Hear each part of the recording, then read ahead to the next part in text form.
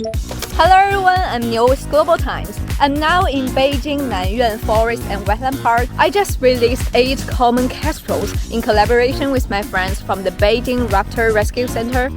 And before specifically researching this topic, I have to say that I was unaware of how many wetlands or grasslands there were in Beijing. This giant park with perfect blend of modern architecture and nature landscapes. It totally turned my Beijing memories on its head. Okay, let's get back to today's topic. The falcon tuniculus, aka the common kestrel. Yes! It's a kind of raptor that live in the Beijing. Actually, I have already met some of these beautiful birds before a few days ago. Thanks to my friend Zhou from the Beijing Raptor Rescue Center, we took an Eurasian hobby that was found after a rainstorm and brought it back to the rescue center. Just like the hobby that was rescued by this kind-hearted man, the 8 kestrels we've just released had also been rescued by local residents and picked up by the staff of the Beijing Raptor Rescue Center. You know, I saw the rescue center was a kind of very tall research building, and the doctor will be waiting for us at the front door and take the rescue box from our hand in a very formal way, but the real vibe is not such burned. The rescue center was tucked away in an alley behind a university. We had to turn a few corners to reach a tiny courtyard. Hidden away in such corner of Beijing, there lies a hospital that provides rescue treatment for wild raptors. The rescue center may be modest inside, but it got everything. There are 4 rehabilitators and 1 manager in the rescue center, and on my right hand is an office room. And by this way is the treatment area and some aviaries outside. Let's find the common kestrel. Guys, we can see that the wooden planks are very thick. But I think I can still find the common kestrel by this little hole. There are 8 kestrels in this cage.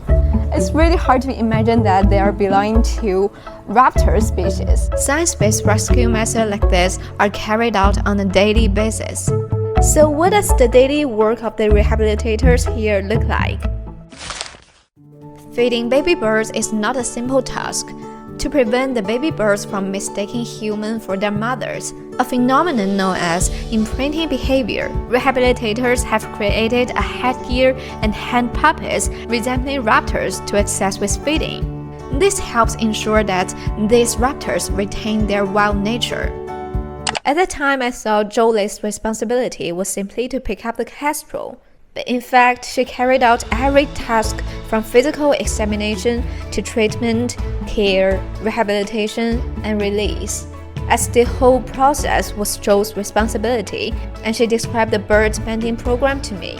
As long as the raptor's health conditions allow, every bird released from the Beijing Raptor Rescue Center will carry the ring specifying its own unique number.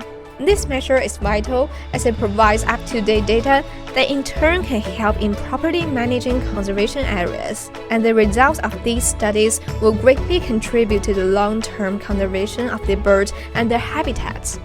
这个就可以理解为，比如说是咱们这个身份证的性质，也就是说我给它戴上这个之后呢，这个环就肯定只能在它这个个体上能找到，不会找到第2个是初次重复的。比如说它如果在别的地方再次被发现救助。或者比如说有这个拍鸟的，就刚好有幸能把这个数字拍到的话，那他可以把这串数字上报给全国鸟类繁殖中心，然后他通过反查这个号段就可以知道这个鸟是之前由谁去放的。比如说像红隼，因为红隼有一部分它会迁徙，有一部分可能会常年定居在北京这块。那对科研这块，包括整体的，如果往大了说，可能整体的这个气候这块，对于一些鸟可能也会有一种地理分布的这个调整。So when I saw so many people get together to guard the city's raptor with their passions and love and practicing ecological conservation through concrete actions, I suddenly realized that the words of ecological conservation are not just an intellectual concept, but they point at our behavior and actions and what we actually do for our planet. Like this green space beside me, it's hard to imagine that 20 years ago, all this was a complete wasteland. But right now, what most captures my attention is this bold, wonderful, entirely amazing green spaces. So at the end, I customized the badge and the fridge magnet as a unique memento between me and the little kestrel, and wrote its pending number on the back of the ID card, so that I can recognize it at a glance when I see it again. If you want to know more about China, don't forget to subscribe to Global Times. I'm Niu, see you in the next video, bye bye!